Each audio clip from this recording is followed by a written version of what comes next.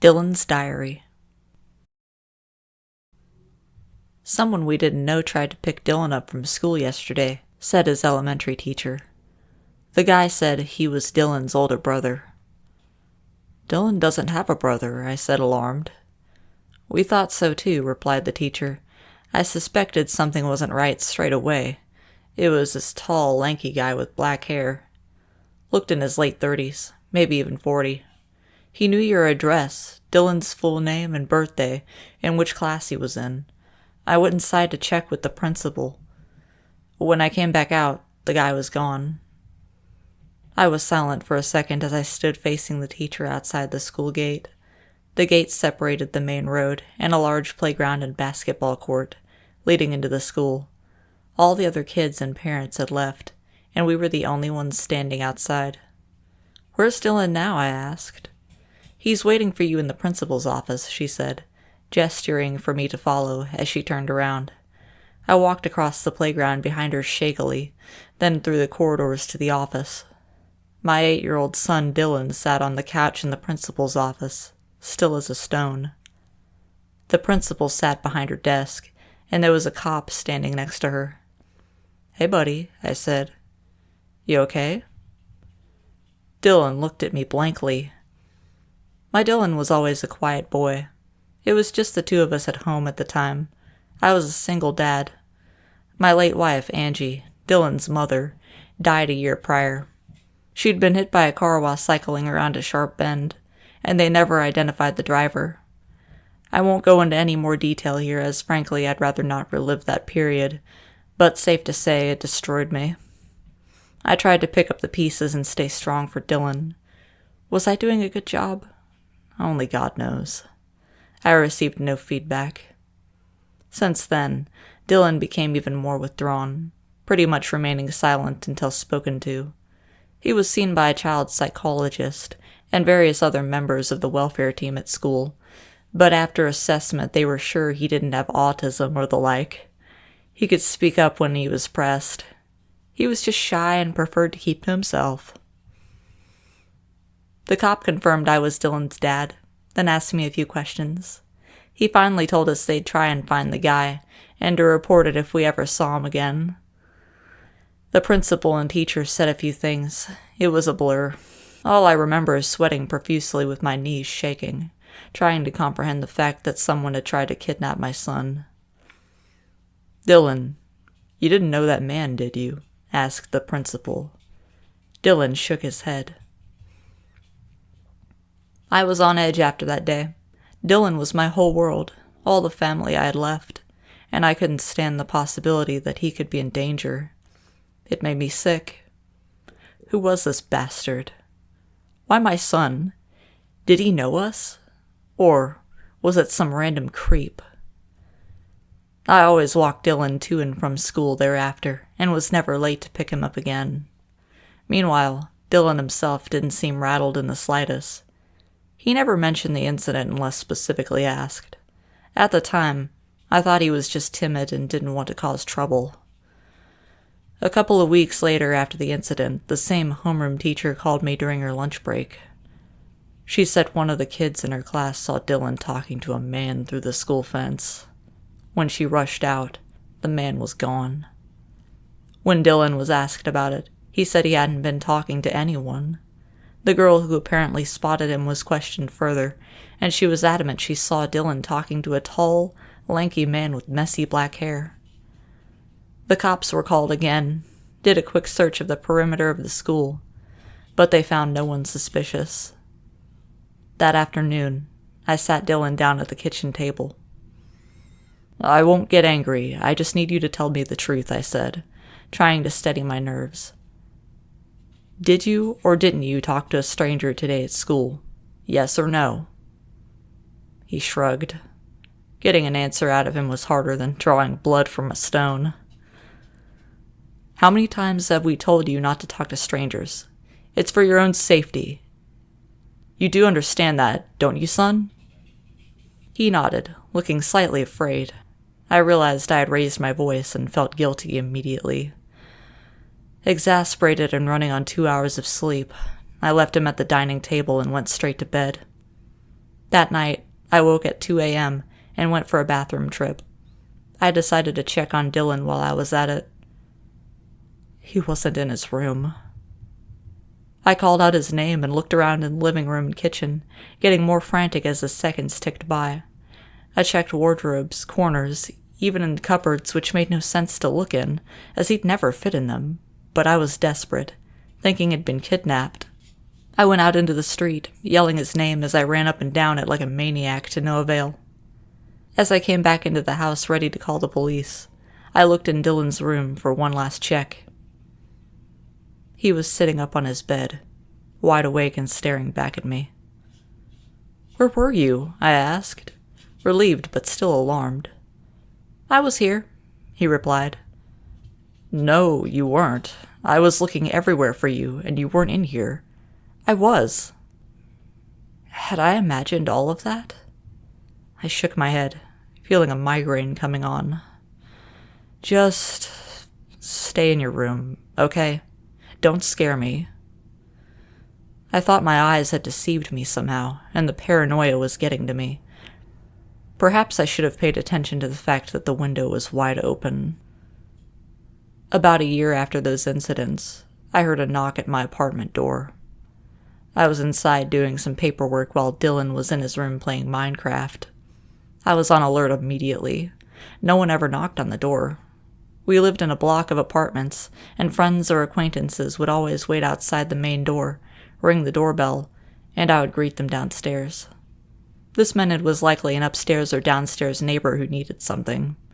I had a few of their numbers from when we moved in, for contact should the need ever arise, but we weren't close at all. I wondered what could be the problem. I walked up to the door and looked outside the peephole. There was no one there. Odd, I thought. Perhaps I had heard something. Those random occurrences were commonplace now, and second-guessing myself was just in my nature at that point. As I walked back to my desk in the living room, I heard another knock. Something was up. I walked up to the door again. No one seen through the peephole. Was someone pranking us? I stood just behind the door and texted my upstairs neighbor, asking him if he'd knocked on the door. A few moments later, I heard footsteps upstairs that went in the direction of the door, then hurriedly back into the apartment. I then received a text back about a minute later. "Do not open the door. There's a guy with a huge knife crouching, hiding right next to your door." My phone buzzed again. Another text from my upstairs neighbor. "Calling cops right now. Stay inside." I froze as all the hairs on the back of my neck stood up. I was paralyzed for a few seconds. When I came to my senses, I tiptoed to Dylan's room. "Stay inside. Keep quiet," I whispered, my eyes bulging, beads of sweat dripping down my forehead. I had never felt my heart beat so fast. Dylan looked up and raised his eyebrows as I shut his door slowly and stood outside it, about to throw up and shit myself at the same time. We were so still that I could make out quiet but frantic talking upstairs, and more rushing footsteps. I read my upstairs neighbor's texts again to make sure my eyes hadn't deceived me. I tiptoed to the kitchen and grabbed one of my own kitchen knives, then returned to the same spot outside Dylan's room, anticipating a crazy psycho busting down the door at any second. I chanted manic prayers for safety on repeat in my head. Not a sound came from inside his room. After what seemed like years, I heard sirens in the distance, and my heart rate started to slow a little. My grip on the knife handle loosened. Eventually, I heard some shouting, more footsteps, and banging that gradually faded in volume. "This is the police," shouted a voice. I looked through the peephole to confirm that it was a cop, then opened the door, knife still in hand. They were very reassuring, and informed us that a tall, lanky man with black hair had just been apprehended and taken into police custody.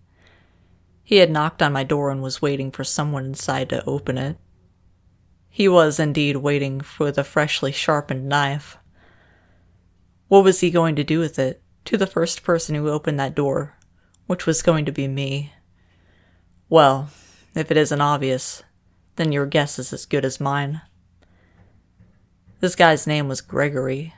He seemed to bounce around from place to place with no permanent address, even traveling between states, and doing petty crimes like theft, harassment, and occasionally stalking minors.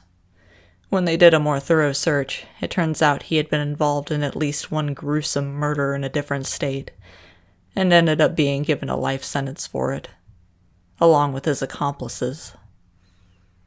I wouldn't have wished that terror upon anyone, but these unfortunate things happen. The side effects of the psychological damage I experienced that day have never left me. However, I know people who have been through similar horrors, but never lived to tell the tale. So I looked on the bright side and counted myself lucky. Where there are sick freaks, there will be victims. The sicko was in jail, and I thought that was the end of it. But there was a different side to the story that I only uncovered 10 years after the incident. Dylan was due to leave for college, living away from home for the first time. He had grown into a tall kid with a surprising number of friends, still obedient, but restlessly quiet. While packing his things and clearing out his room, I found a rugged-looking old notebook at the back of his bottom drawer. Dylan's Diary, said the cover.